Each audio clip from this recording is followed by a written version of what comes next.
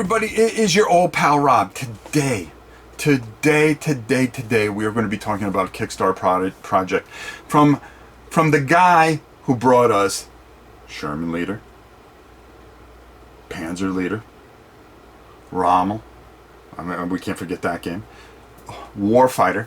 I mean, all I should have to say is Warfighter, and we should be say, okay, I'm in. Whatever this guy does, I'm going to do. Phantom Leader. All these fantastic, wonderful solitary experiences as well as extra player experiences. Let's not even forget Cards of Cthulhu.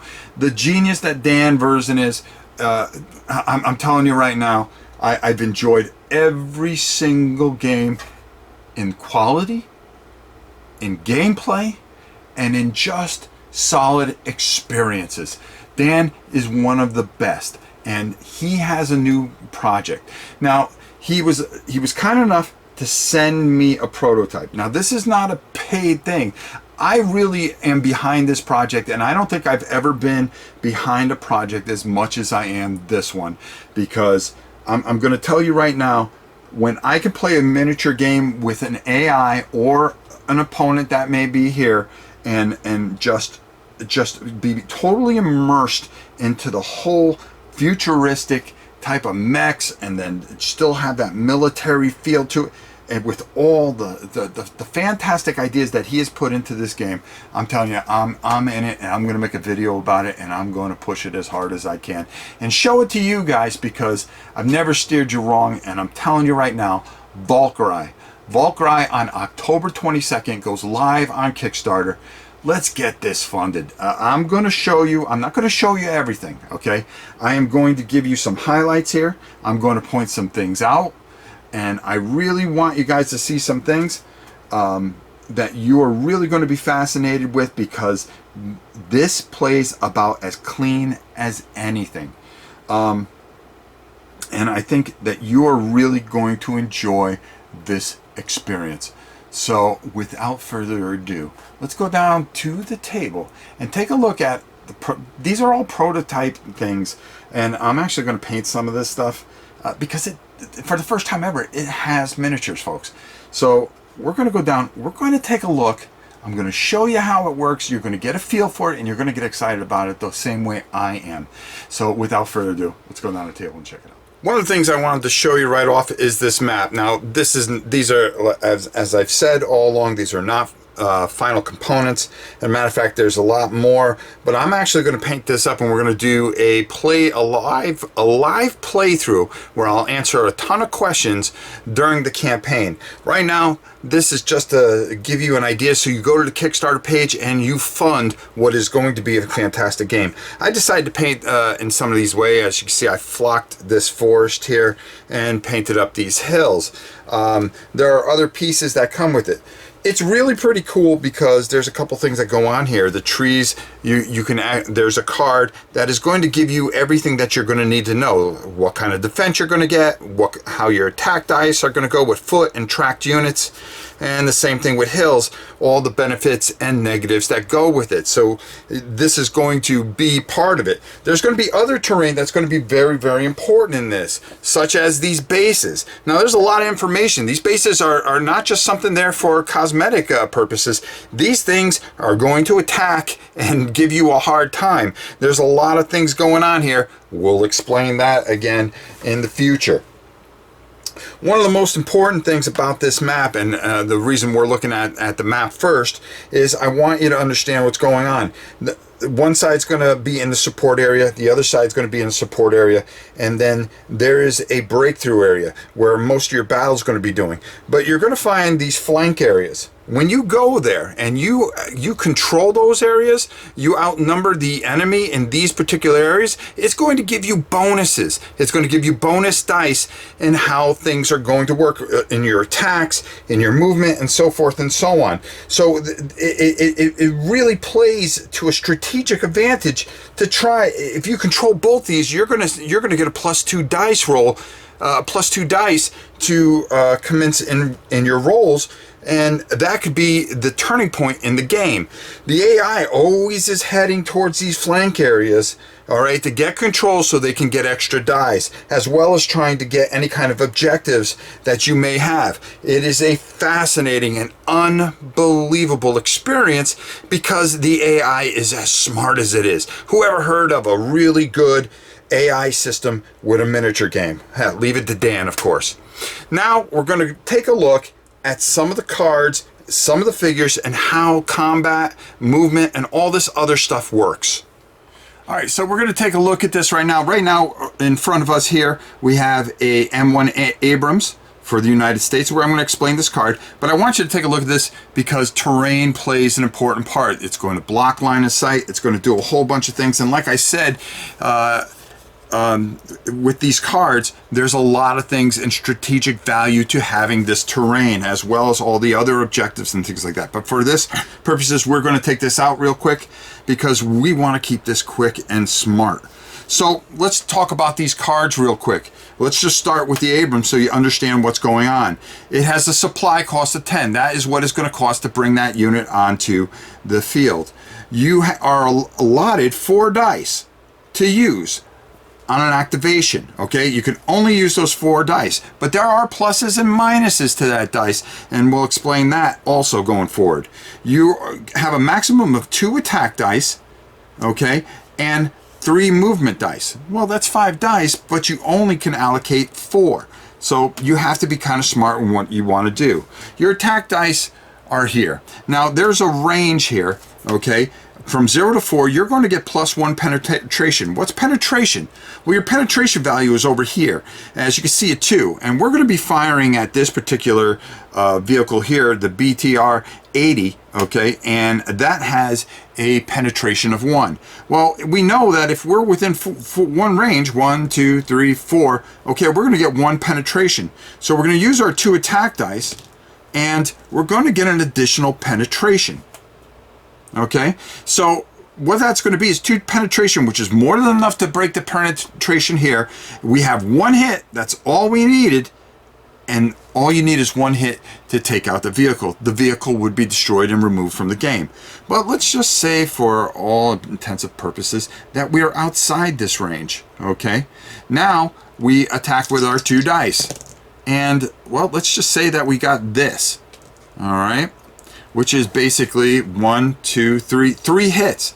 Now you would think, well, geez, you know, 1, 2, 3, 4, 5, 6. Okay, 6 range, no bonus to our penetration, but we got 3 hits, so we must have taken that out. No, those shots have bounced off the armor. Okay, if you do not make the penetration, the hits mean nothing.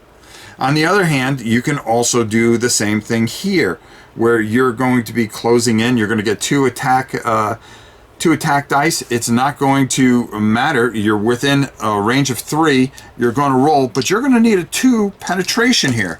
Do you get it? No, you got 4 shots, which just bounce off the Abrams. So you see how important it is to be in certain ranges strategically, and how penetration is the most important thing, because once you get through the penetration and make that hit, kablooey looey. Now, there's another thing that is called intel, okay?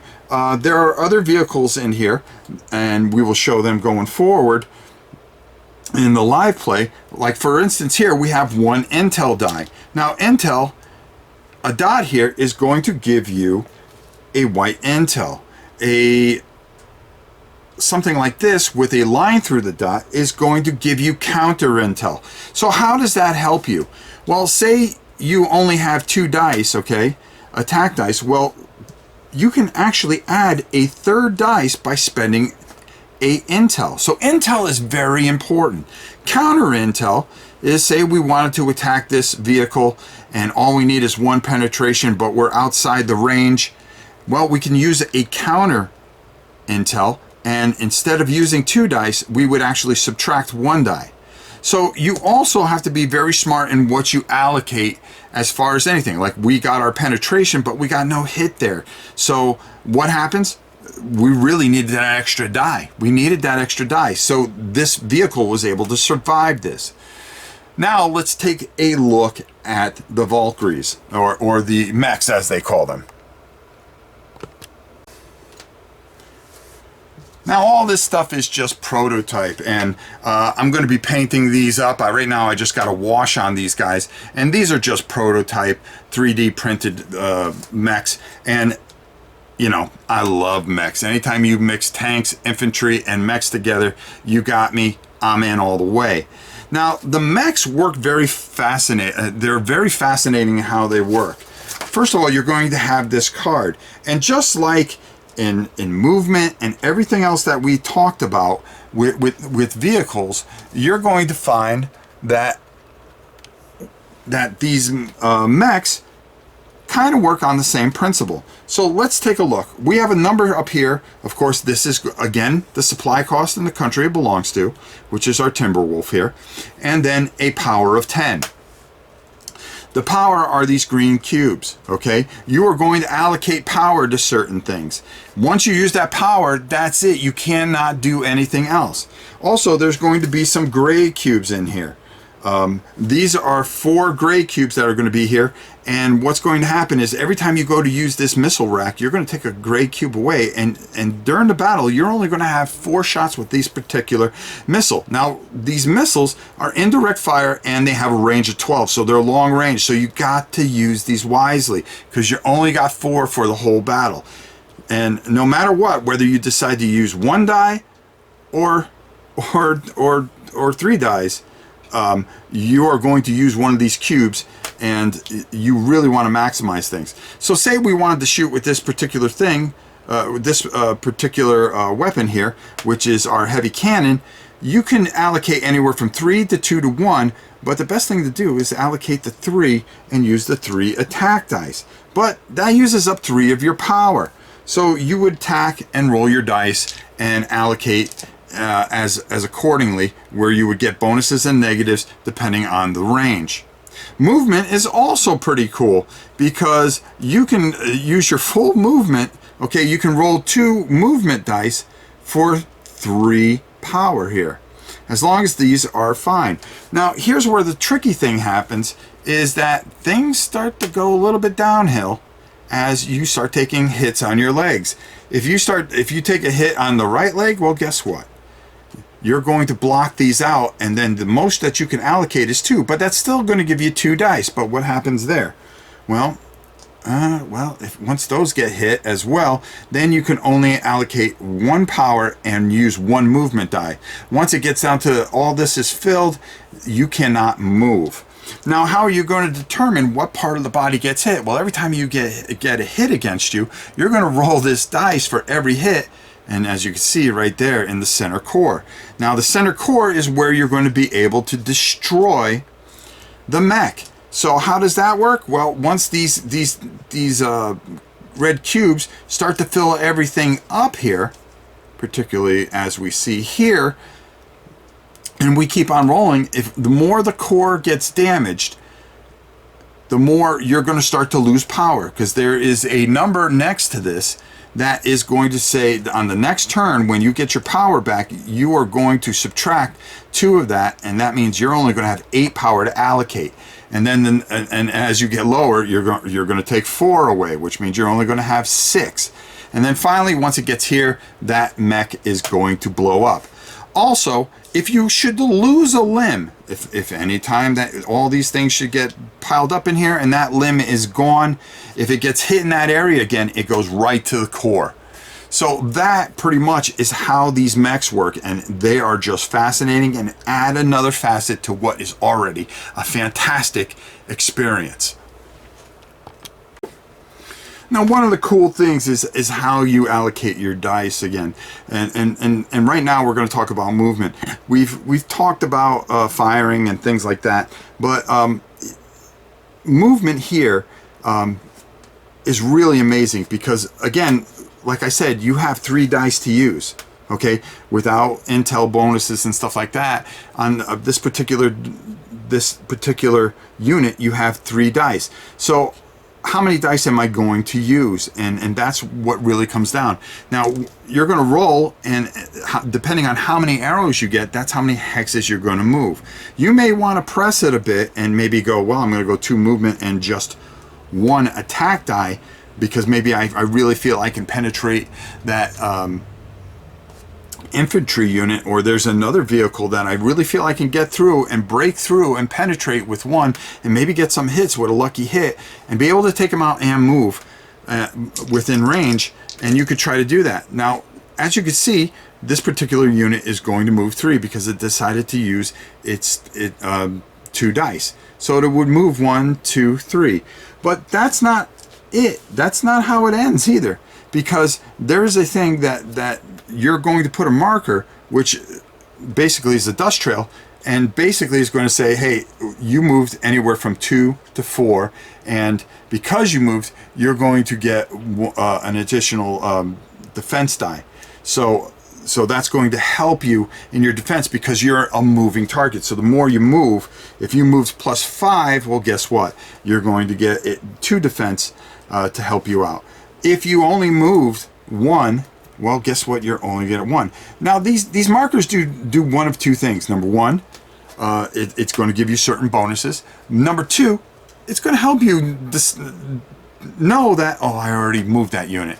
Oh, I moved that unit. Oh, I still have to move that unit, because once you move everything, you're going to assign these markers, and that pretty much is how movement works. And I think it's just brilliant.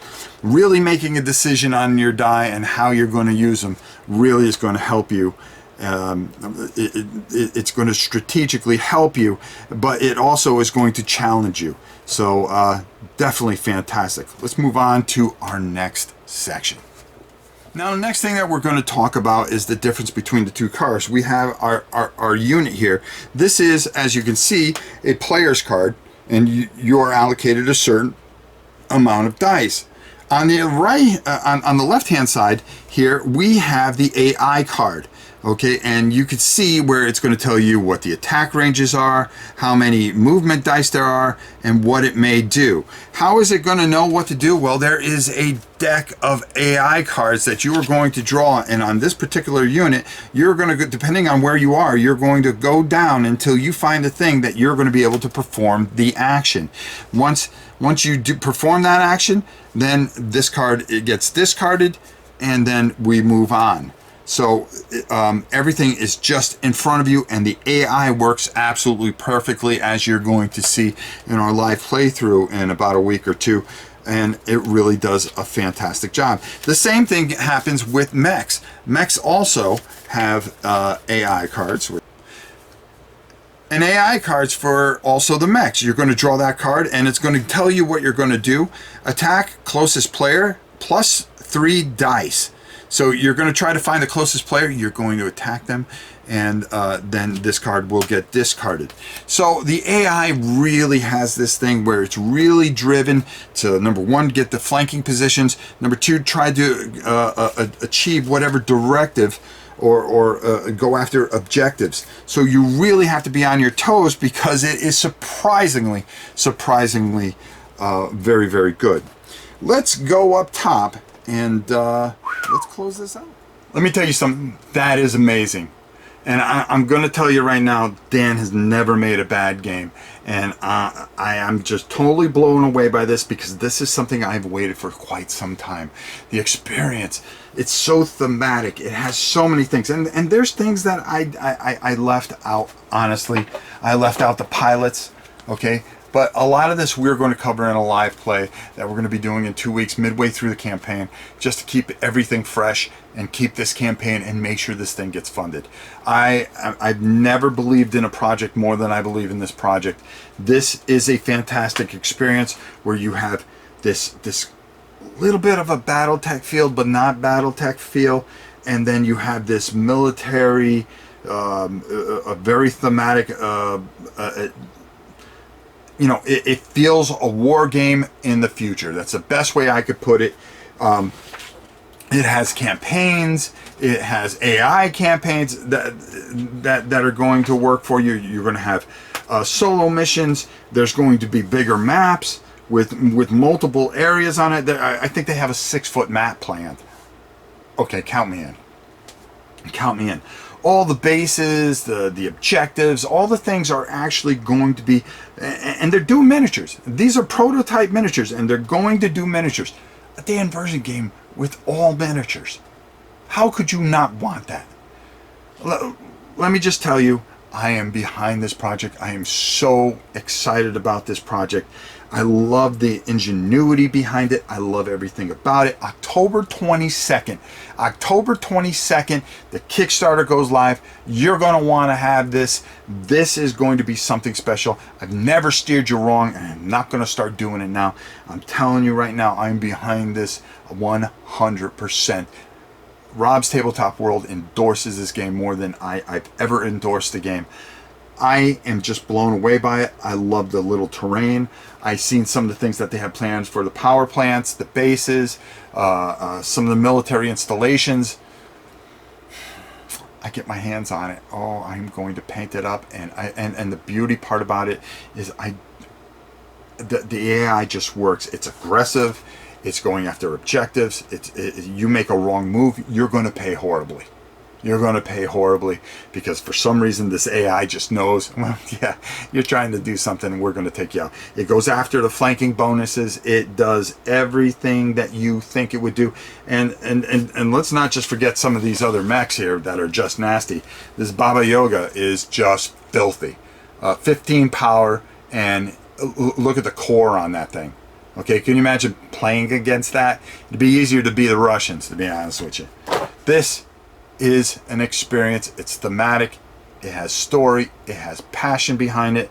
Dan, you did it again. Let's make this happen. Everybody, October 22nd, get behind it. I'm behind it. I hope you'll behind it. I hope you like our little demonstration and wait for the live playthrough where we're going to keep everything nice, fresh, and moving. All right, just like this video, we kept it nice and condensed and give you the feel that you need to go out and make a decision, the right decision, to fund this fantastic game. Until next time, it's your old pal Rob. We'll see you soon.